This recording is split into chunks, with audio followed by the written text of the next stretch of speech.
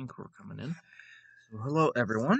We are finally in for the first video of the month of September. Last week I just was unfortunately unable to get to it, and so we had to delay that by a week, but we finally had the opportunity to come in today and do one. So for the first topic video for this month, I wanted to take a look at another ancient history topic, one that also is quite well known, especially amongst people with the history of Rome. A couple videos ago, we had done kind of the decline/fall of the Roman Republic, mostly with the whole thing with Julius Caesar and Augustus. This is going to go even further back than that.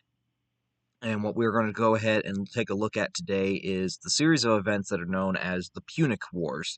And the Punic Wars were a series of three wars that occurred between the Roman Republic, because it's not an empire at the time, it's a republic, and another power that is in the Mediterranean, that of the city-state of Carthage. Carthage had its own vast trading empire throughout the Mediterranean Sea, and it was a very big rival with Rome for many centuries until these wars ended up coming about and ended up, in the end, Carthage ended up being entirely wiped off the map almost, and the Roman Republic is now in the ascendancy as the dominant power in the Mediterranean, which within a few short time frame after the end of the last Punic War in 146 BC, fast forward about 100 years and you get to the time of Julius Caesar.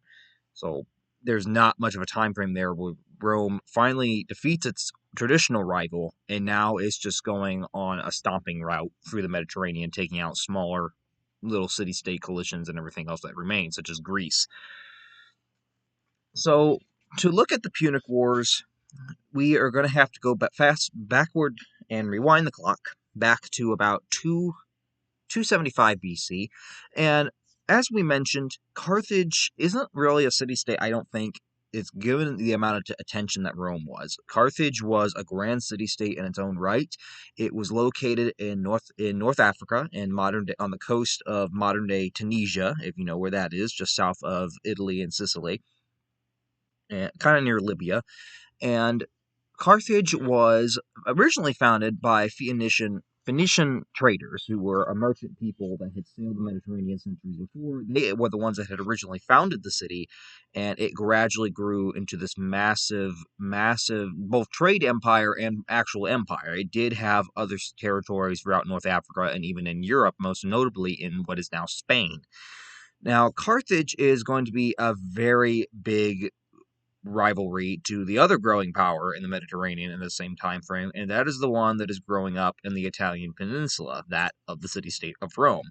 Mind you, only a couple hundred years before this, Rome had finally thrown off the rule of the Etruscan kings and formed a republic. And this was only a couple centuries before. So Rome's still growing at this point, and you're going to have two cities.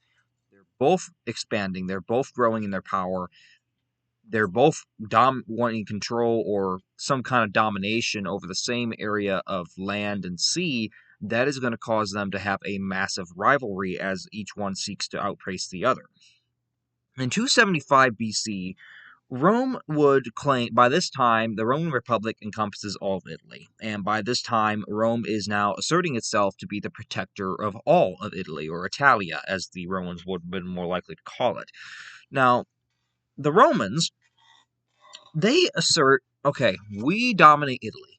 This is our land. This is our land. This is our republic. We are the protectors of this peninsula.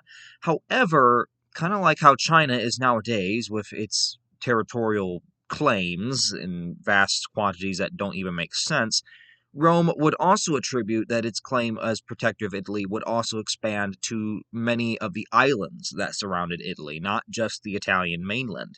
So that would include, for example, Sardinia, Corsica, and Sicily. Those three big islands in particular would be claimed by Rome, but they were in dispute, many of them, especially Sardinia and Corsica, which were under Carthaginian control at the time. And Sicily is where a lot of this is going to come to a head. That brings about the First Punic War. So what's going to happen is Carthage, during its growth campaign to expand its own trading empire, it had actually taken control of many of the islands in the western Mediterranean Ocean. The same islands, in many cases, that Rome also claimed were part of its sovereign territory. And Carthage already has control of these, and they use them as military outposts to kind of protect their trade routes to Carthage. Carthage was the nexus of this trade network, and they wanted to make sure that traders that are going to Carthage and trading their goods, merchants or getting wares or whatever it may be, they can get to Carthage without the threat of pirates or raiders or another country coming in and trying to stop them. So Carthage takes control of many of the islands that are possible in the Western Mediterranean and sets up these military outposts there in order to safeguard those trade routes through the Mediterranean Sea.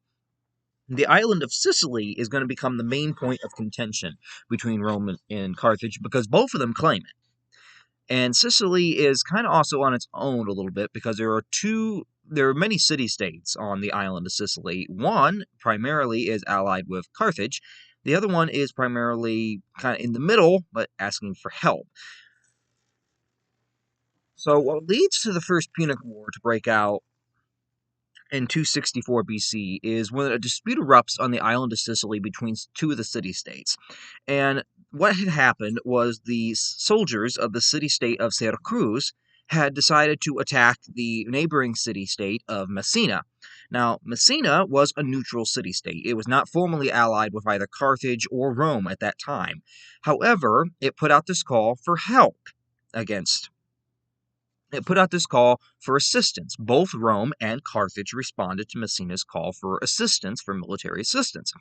However, Rome, during the process of sending soldiers here, pretty much through the manner of which they conducted themselves in the city, had kind of offended the Carthaginians who had been helping. They came off as superior, vastly, just proud of themselves, disregarded Carthage. And Messina, in this process, seemed to be more impressed with the Roman soldiers than they were with the Carthaginian ones. And they really began to cooperate a little bit more with Rome than they were with Carthage. Carthage ended up kind of getting offended by this.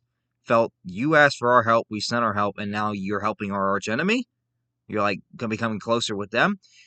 That didn't sit well with them. So initially, Carthage withdraws their troops shortly after because they agree that Messina is kind of leaning toward the Romans, and we came on the basis of neutral grounds, not you favoring one side over the other. And they felt dishonored by the way the Roman soldiers had kind of insulted their troops when they arrived. And this had offended the Carthaginian leadership.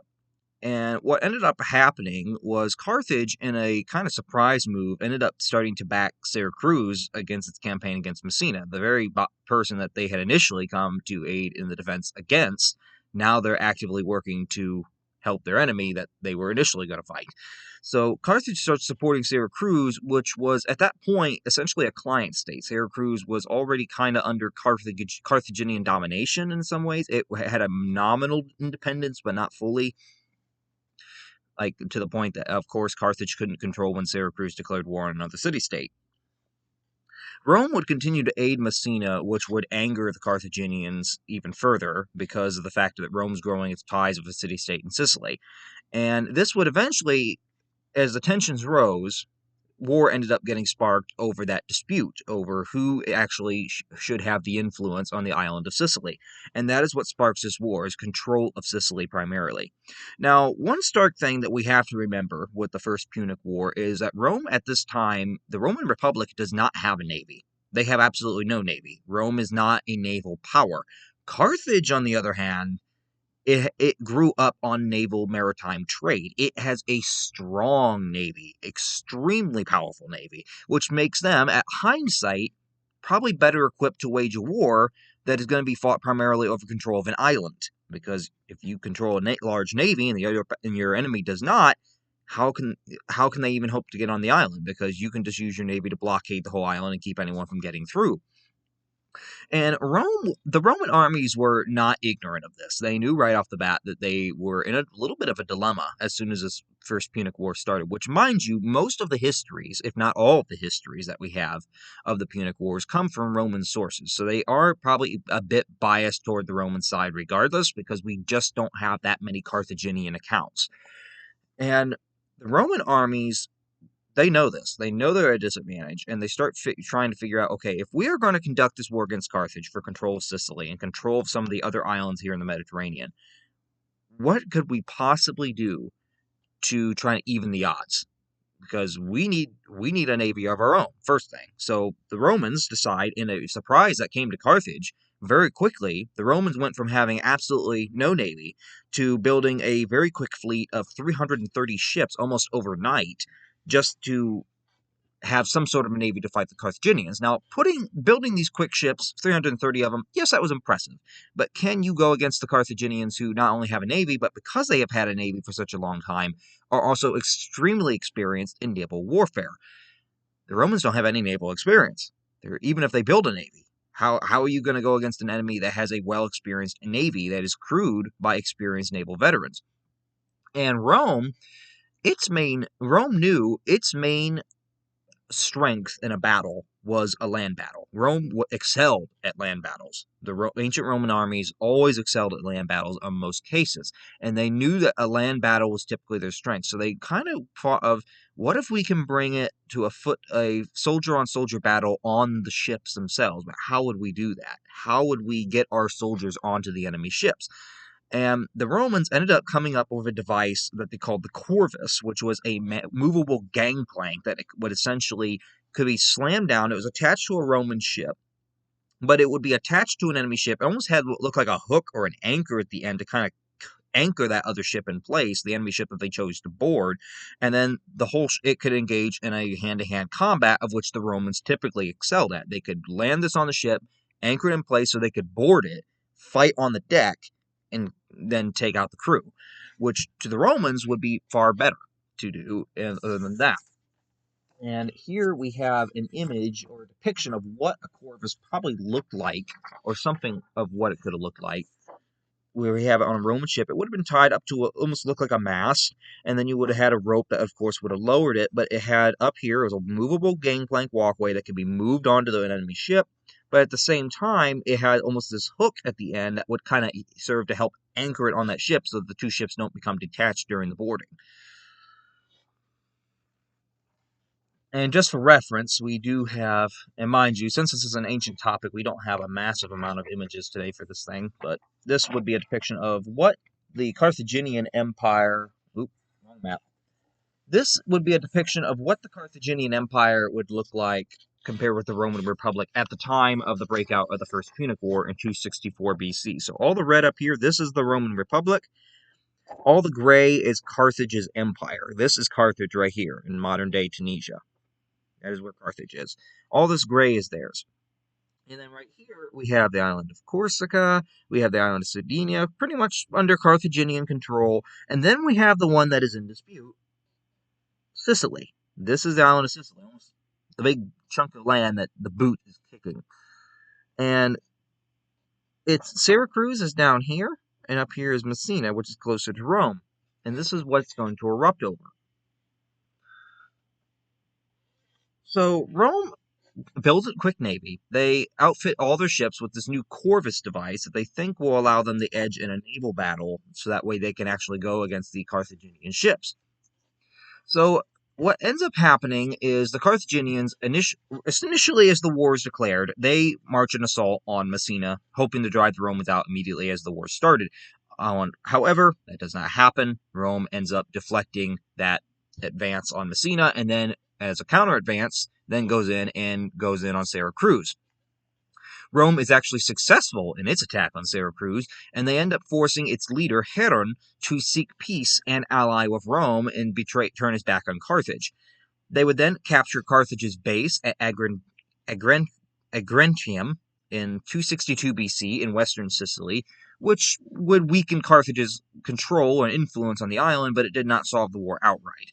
In 260 BC, the Roman fleet of 330 ships would meet with the Carthaginians at what is called the Battle of Mylae, off of northern Sicily, in an attempt at the first big naval battle between these two powers. And you would think that Carthage, even though Rome just come up with this corvus device, even though Rome has this new navy, Carthage is still the experienced naval power here. You would still think that Carthage would pull off the win.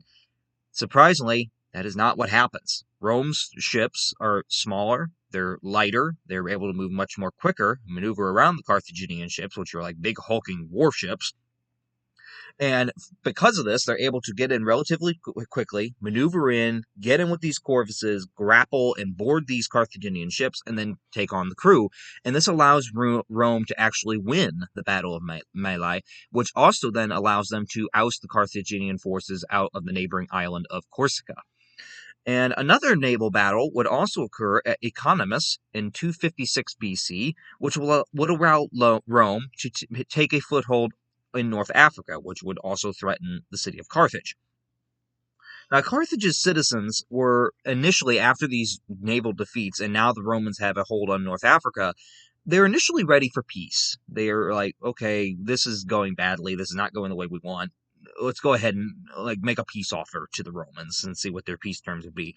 However, that quickly changes when Rome decides that the peace offer that they'll offer the Carthaginians is quite severe, quite more severe than what the Carthaginian citizens thought was fair, and that rapidly changed their thing from, okay, we're willing to seek peace, to, I'm not signing that. Heck, peace. I'll keep fighting if you're going to give me that term. And it kind of dashes the hope of an early peace between these two, because Rome's peace terms were too harsh and unacceptable to the Carthaginians for them to even possibly consider to accept. And what ends up going afterward is Carthage begins to equip what is commonly referred to as its super weapon in this series of wars, and that is war elephants. Rome did not have elephants at this time. Rome did not have any lands that had any elephants in them. There was no elephants in Europe. Carthage is in Africa. There's tons of elephants. And elephants, I don't even know if they were as... Some people have put that, yeah, they would have been a good, almost like a big heavy cavalry, big gigantic, except they're not a horse, they're a big old elephant charging at you. And I'm sure they were useful in some ways, but I think the other reason that the Carthaginians probably found success in some ways with the war elephants was the factor of they almost were a shock factor to a battlefield. Imagine a Roman soldier who has served his entire life in Italy, and he's going against this Carthaginian foe. He's confident at first. He thinks, yeah, we got this. We're gonna slice right through them. We're gonna cut through their lines and whatever else. And then he looks over the horizon and he just sees these big, meandering, massive, towering beasts with these warriors on top of their backs with big old mounted saddles or whatever they would have had on these things. Imagine the look of a Roman soldier that had never encountered an elephant before, and he's seeing this thing charge at him. What do you think his reaction is going to be? He's not going to probably want to fight this thing. His reaction is going to be to get the heck out of Dodge and run. And I think that would be one reason why the Carthaginians at first found success with war elephants, because I think it was a shock factor to a Roman soldier that had never encountered one before, never seen this animal before in their life. And at that point, they're more concerned about, is it going to trample me? So Carthage ends up equipping elephant cavalry, which would terrify the Roman armies, as we just mentioned, and this manages to oust the Romans from their foothold in North Africa in Tunisia, where Carthage is. The Romans, soon after, would also win a crippling victory at Panormus in Sicily that would officially kind of knock out any kind of strong point that Carthage had on Sicily left. And they would also defeat Carthage. They were not defeat Carthage. But shortly after this, what could have been the massive crippling blow that could have ended the war right then and there in Sicily, just off of Sicily at Drepanum in 249 BC, Carthage actually gets in a naval victory, finally, against the Romans, which kind of also cuts off some of the Roman supply lines to Sicily. So they're at a stalemate pretty much at this point on Sicily. And both sides in that theater they launch a few attacks against each other, but nothing major. The major movements that come up in the years after, in the next few years of the war, are those made by the Carthaginian general Hannibal Barca. And Barca went up through Spain, and he actually heads up into Italy and starts raiding up and down the coast and burning towns and everything that he can find, cutting Roman supply lines off. And that is really the only Carthaginian military action that gains any massive success or even notice during this war that was a success for them, because otherwise they're pretty much getting it handed to them by the Romans. However, although Hamilcar could have easily have threatened Rome and possibly have won the war for Carthage had he marched on Rome, which was relatively lightly defended at the time, Carthage did a move that would become a very bad, common misconception that they would commonly do during the remainder of this entire war period, both this war and the next. Carthage's leadership was highly corrupt. They were run by a bunch of wealthy people that just wanted to protect their money, and they were not willing to send Hamilcar reinforcements when he requested them, knowing that he needed them, because Hamilcar had basically requested more soldiers, saying, I can march on Rome, but I'm going to need more men. And Carthage says, no, we're not sending you more men. You got to make do what you have. You can do it with what you have. That didn't happen. And it ends up crippling the Carthaginian chance to actually turn this tail on Rome and actually take Rome, because Hamilcar does not get the reinforcements that he needs, and this ends up spelling the end of his campaign. Carthage would make no more moves to reinforce Barca, and they lost complete naval control around Sicily in 242 BC. Carthage, by extension, a year later, in 241 BC, would officially sue for peace against Rome, having lost the main objective of the war, which was Sicily, and they in the treaty or agreement, the peace negotiations that they signed with Rome, whatever you want to call it, Carthage agreed to cede Sicily to Rome. They would also agree to cede Corsica and Sardinia to Rome, that they would get those as well, and they would pay an indemnity of 3,200 talents to Rome as a war debt. So that leads us to the First Punic War is now over. It's done and over with. Unfortunately, there's going to be two more, although the second one is really the only one that's really any kind of importance, really, because the third one is just kind of an afterthought. So the interval comes up between 241 BC, when the First Punic War ends, to 218 BC, when the second one ends up starting.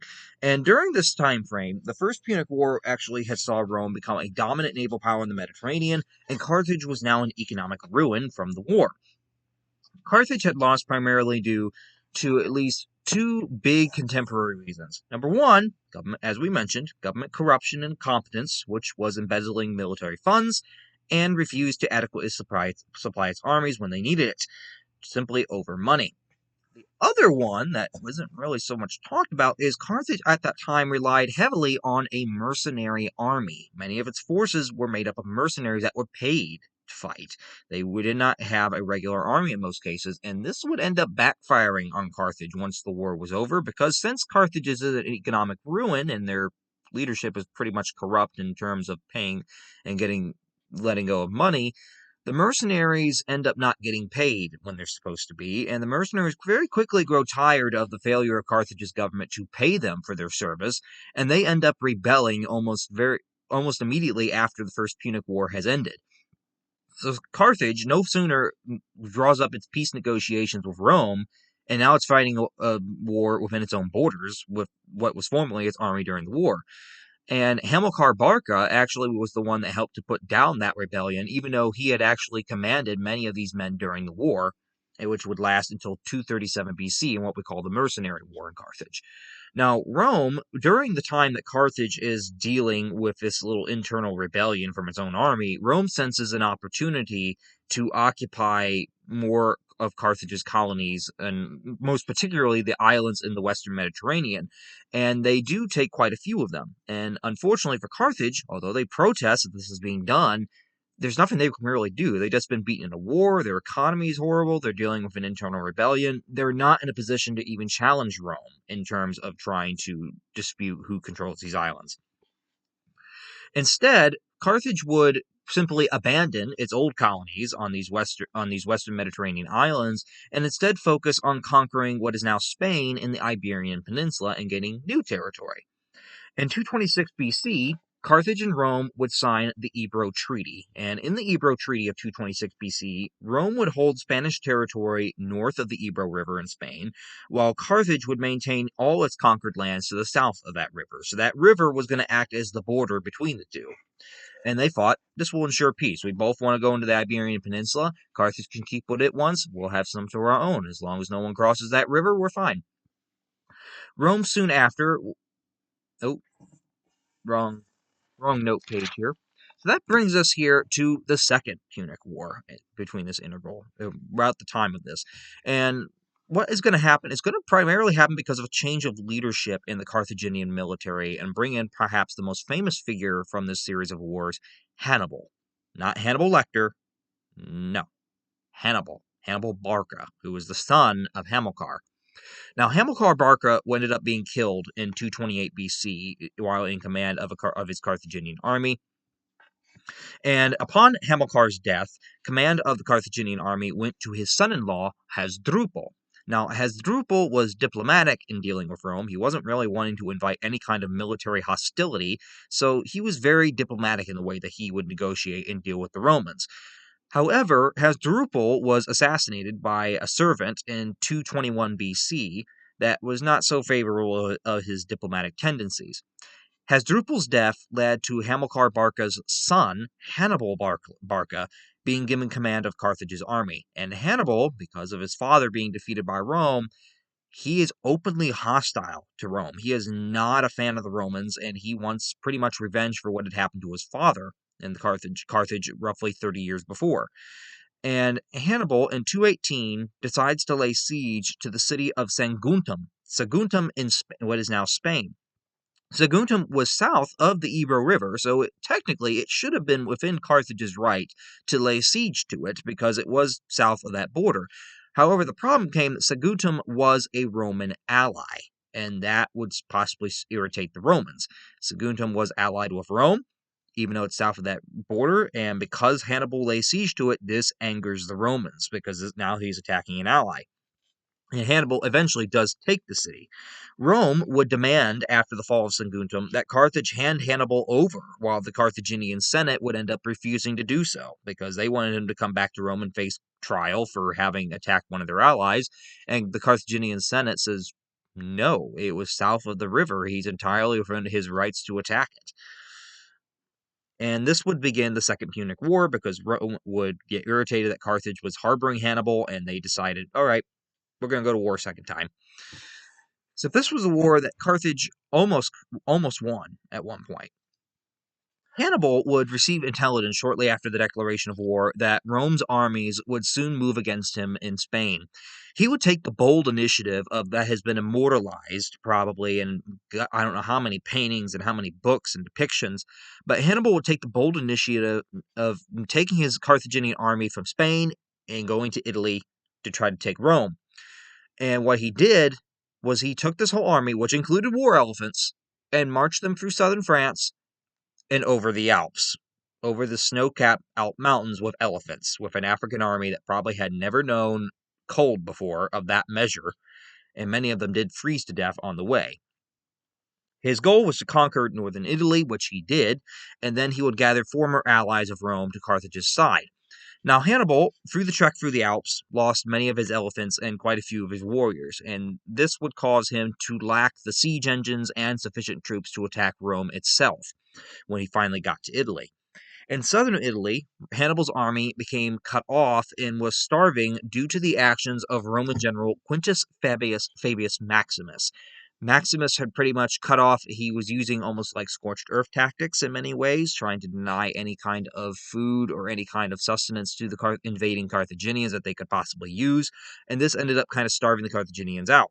Unfortunately, he's wanting to starve them out. The Roman Republic, with Hannibal right in Italy, wants him out immediately, and the government of the Roman Republic is pretty much not entirely satisfied with Governor Maximus's methods of how he's trying to get Hannibal out. So they end up replacing him with a new commander who would directly attack Hannibal in Apulia, in southern Italy. What resulted was the Battle of Cannae, which in 216 was in 216 BC. Hannibal it was considered, even to this day, it is considered Hannibal's greatest victory over the Romans because he used the impatience of this new commander to his advantage. Hannibal knew going to the Battle of Cannae that his center of mostly Gallic infantry would more than likely be the first to give in the battle. So he used that to his advantage. He knew that the Romans would press right head on, so he kind of figured, you know what, let them press the center. Let them press the center, let the center start falling back, and as soon as the Romans think they have the field and they start pressing in on that center, I'm going to have two pincers on the side that are going to come in right in the center. So let them press right in the center, and then these guys are going to come in, go right around them. And that is exactly what happens. The Carthaginian army envelopes the Romans in a pincer movement and kills 100, not 100, but kills 44,000 of them while only losing 6,000 of its own men. Carthage would, however, once again, even though Hannibal could have used this moment to march on Rome, when he asked for reinforcements from Carthage, much like his father had done before him, Carthage refused to send any reinforcements and supplies, which would nullify his great victory at Cannae. So even though he's won this great victory over the Romans in Italy on their home turf, he still can't press the advantage because he needs more men and supplies, and the government is denying it to him. And this here is a depiction of a Carthaginian war elephant, an old statue of what one might have looked like. We don't know for certain what would have been on the top of them, but we do have depictions of what they could have looked like. And Hannibal had these as well when he went over. And then here is a map depiction of what the stage looked like when the Second Punic War ended up breaking out in 218 BC. So Rome at this time has all of Sicily under its control pretty much, Corsica and Sardinia under its control, but Carthage has enlarged its territory up here in Spain. This is where Hannibal is. And Hannibal attacks Saguntum right here on the coast. This angers Rome. He then marches up this way and goes over the Alps, and then Cannae is down here. In Spain, however, there would be some the tide of the war started to turn against the Carthaginians. The Roman general Scipio, who would become known as Scipio Africanus for his conquest of Carthage in 218 in the Second Punic War. Excuse me. The Roman general Scipio was defeating the Carthaginian forces in Spain under Hannibal's younger brother, Hannibal Barca, and Hasdrubal ended up being completely defeated in Spain in 208 BC, and then he fled to the Alps trying to get to Italy to rejoin with his brother's forces. Unfortunately for Hasdrubal, he ended up being killed at the Battle of Metaurus in 207, a year later, and his severed head was then delivered to Hannibal as a message. Scipio realized that Carthage would recall Hannibal from Italy if it were attacked directly, and with Spain pretty much now in Roman hands and out of Carthaginian control, he has the perfect opportunity to go across into North Africa and threaten Carthage itself, which will then force them to recall Hannibal back from Italy and get him out of the home front. So Scipio launches an invasion fleet that sails to North Africa. They take the city of Utica, which would then cause Hannibal to be, of course, recalled home by Carthage, who now sees that the Roman army is outside their doorstep. In 202 BC, at the culmination of the Second Punic War, Hannibal and Scipio met at what is called the Battle of Zama. And at the Battle of Zama, Scipio kind of used Hannibal's own tactics against him. Scipio, although they were enemies, he admired Hannibal's tactics. He admired the way that Hannibal fought war. He admired the way that his plans had gone to fruition, and he had studied his tactics extensively because of this. Scipio knew how Hannibal would act, and because of that, he was able to correctly anticipate what Hannibal would try doing to him. Hannibal let forth an elephant charge to try to smash into the Roman infantry, who then deflected that charge and then sent them back, and then followed the route of the elephant cavalry by charging forward themselves with an infantry and a cavalry charge, which battered and broke the Carthaginian ranks right outside Carthage. Hannibal would retreat into Carthage and then inform the Carthaginian Senate that Carthage should surrender, that it was done, because if we don't, they're going to take the city itself. I've lost the battle. Scipio and the Roman government would allow, in the peace negotiations, allow Carthage to keep its colonies in Africa. They were fine with that. However, Carthage would have to surrender its entire navy to the Romans, and they couldn't even make war under any circumstance. Carthage was not allowed to make war without first getting Roman approval for war. Carthage would also have to pay a war debt of 200 talents to Rome every year for the next 50 years. And this was pretty much the crippling blow to Carthage. The Second Punic War pretty much knocked out Carthage's capacity as a great power, because by the time of the Third Punic War, it's pretty much whatever that is left of the carcass that needs to be finished off. Because Carthage at this point, it was a maritime trading empire. It can't have a navy. It doesn't even have full sovereignty on its own anymore, because it has to get permission from Rome to actually go to war with somebody. And it's not in a position to economically recover because now its trade networks have been cut off and it's lost all of its other colonies that weren't in Africa itself. And here we also have a depiction for, you go too far into the third one. This is a statue bust of course, we don't know for certain what he looked like, but this is commonly what many artists will depict Hannibal as kind of looking like, even though we have absolutely no idea what the man looked like.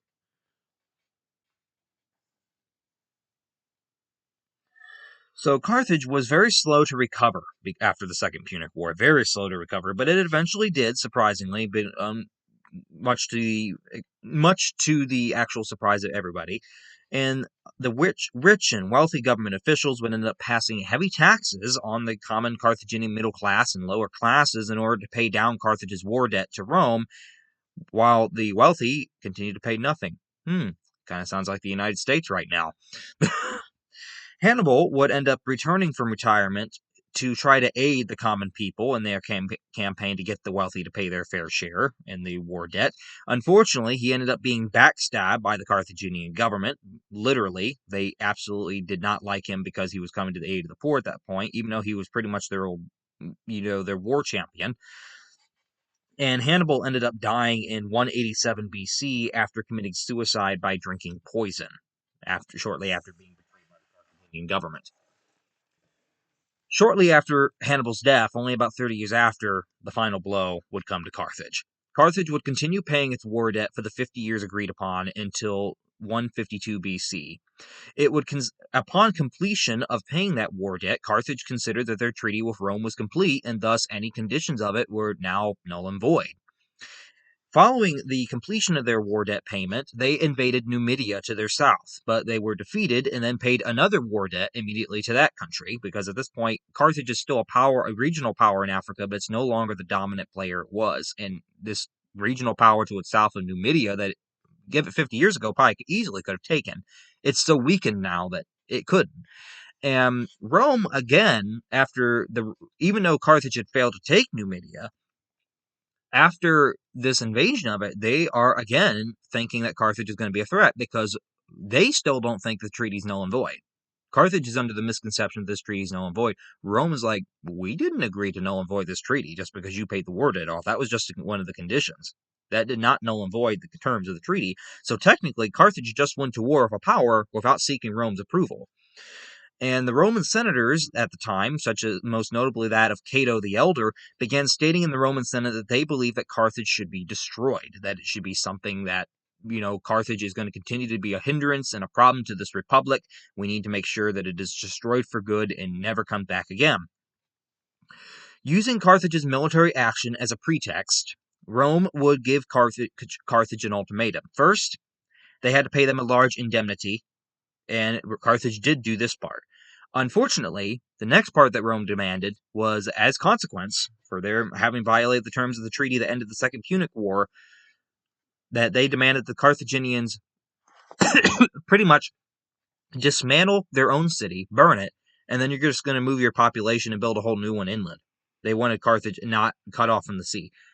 The Carthaginians were not going to agree to this. Or, as to quote that epic, what the Romans wanted to do was just simply preposterous, because to put this in the words of Patrick Star from SpongeBob SquarePants, they pretty much wanted the equivalent of, let's take Bikini Bottom, or Carthage in this case, and push it somewhere else.